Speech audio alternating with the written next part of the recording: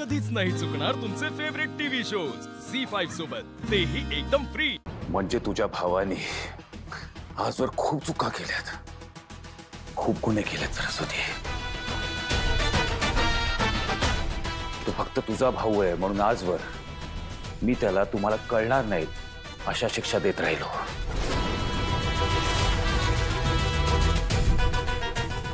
पूजा आणि त्याचा संसार टिकावा, तुला त्रास नको व्हायला म्हणून आजवर मी काय बोललो नाही, काही दाखवलं नाही। पण आज यांनी सगळ्या लिमिट्स क्रॉस केल्यात।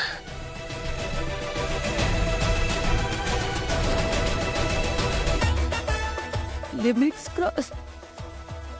नाही ए दादा, दादा उठ ना दादा। जे काय बोलताय ते काय बोलतात सांग ना, असं काही नाहीये ना?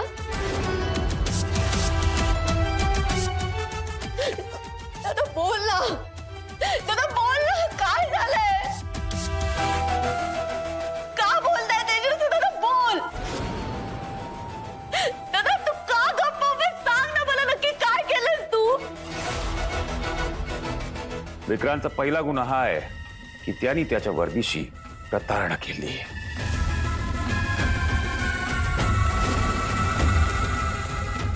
म्हणजे नक्की काय केलंय विक्रांत दादाने?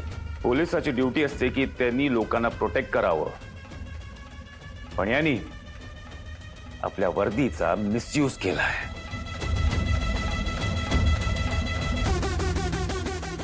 मिसयूज म्हणजे जे नक्की काय केलंय ह्याने?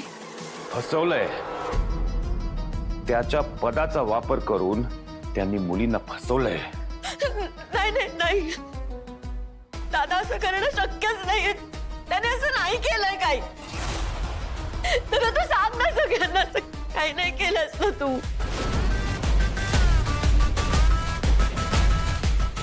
सरस्वती, मी विदाउट प्रूफ असं काहीही बोलणार नाही, लक्षात ठेव। जे फसवलं म्हणजे काय केलंय?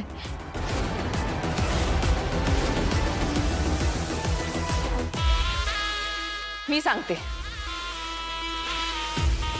हा विक्रांत अनेक मुलींबरोबर प्रेमाचं नाटक करायचा, त्यांचा गैरफायदा घ्यायचा आणि मग लग्न करीन असं खोटं वचन द्यायचं त्यांना।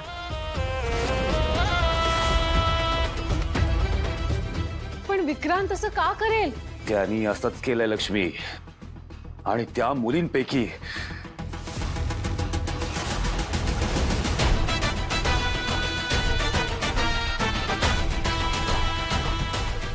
इनोसेंट होत्या, वयाने लहान होत्या।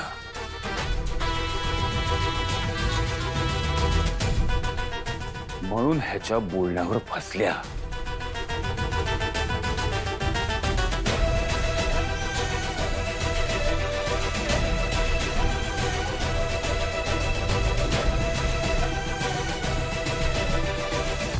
तुमचे कुठल्या तोंडाने आभार मानू जी?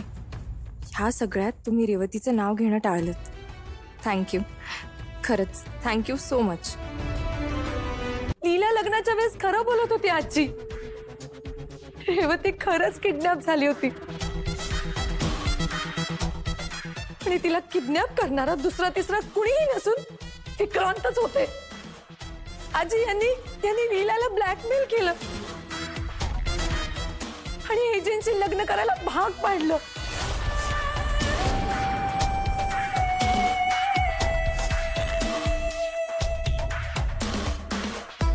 म्हणजे एजे आणि लीलाला त्या मास्कमुळे जो मनस्ताप झाला, त्यांची भांडणं झाली, घरच्यांना त्रास झाला, त्या सगळ्याला जबाबदार हा विक्रांत आहे? नाही, तो हे सगळं का करेल? कारण विक्रांत मुलींना त्रास देतो हे मला एजंटशी लग्न करायच्या आधीपासूनच माहिती होतं।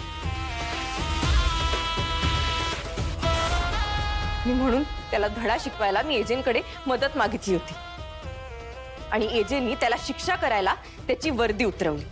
काही काय बोलतीस तू? आणि तू आता म्हणाली लग्नाच्या आधी दादाची वर्दी उतरवली।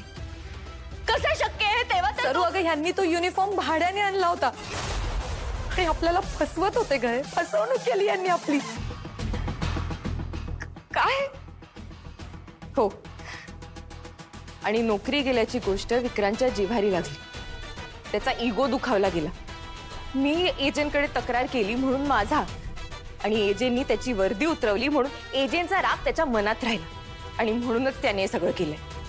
त्याने हे हेरलं की मी आणि एजे एकमेकांसाठी अजिबात योग्य नाही आहोत, आणि म्हणूनच मुद्दाम त्यांनी मला आणि एजेंना लग्न करायला भाग पाडलं. वा, मस्त. नाही खरंच मस्त, छान, एकदम मस्त स्टोरी रचून सांगतेस तू लीला. काय बोलतेस, तुझं तुला तरी कळतंय? भान ठेव. श्वेता, मला मान्य आहे की हे सगळं अनाकलनीय आहे, पण ती काय विश्वास ठेवण्याजोगं नाहीच आहे काही. पण हे फक्त लीला बोलतेय का? पूजा सुद्धा तेच सांगतेय ना. आणि महत्वाचं म्हणजे हे जे बोलतायत ना, तोंड बंद ठेव प्लीज. आणि हे कितीही बिलीव्ह करायला अवघड असेल, पण ते सत्य आहे सरस्वती. नाहीये सत्य. वहिनी तू सांग ना सगळ्यांना हे खोट आहे.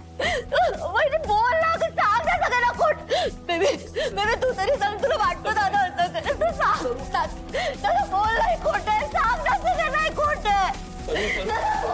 सरू सरू प्लीज प्रीते, शांत हो. सरू अगं, हे ऐकायला कितीही वाईट असलं तरी हेच खरं आहे. खरं तर मला हे सगळं मंगळागौरीच्या दिवशीच कळलं होतं. त्यानंतर मी लीलाकडे वेळ मागून घेतला, कारण मला विक्रांतशी बोलायचं होतं, त्यांची बाजू ऐकून घ्यायची होती. त्यानंतर त्यांनी माझी माफीही मागितली, पण मी त्यांना माफही केलं. पण तुला माहितीये आज तुझ्या भावाने काय केलं ते? आज त्यांनी मला आणि लीलाला फसवून एका पडक्या बिल्डिंग मध्ये घेऊन गेले. तिथे आम्हाला जीवे मारण्याचा प्रयत्न केला.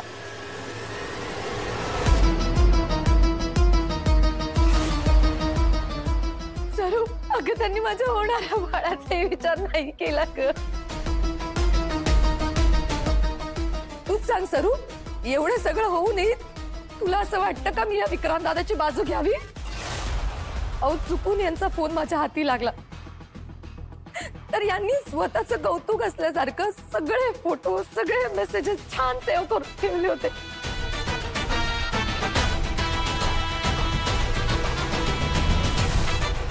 विक्रांत, अजिबात लाज नाही वाटली तुला?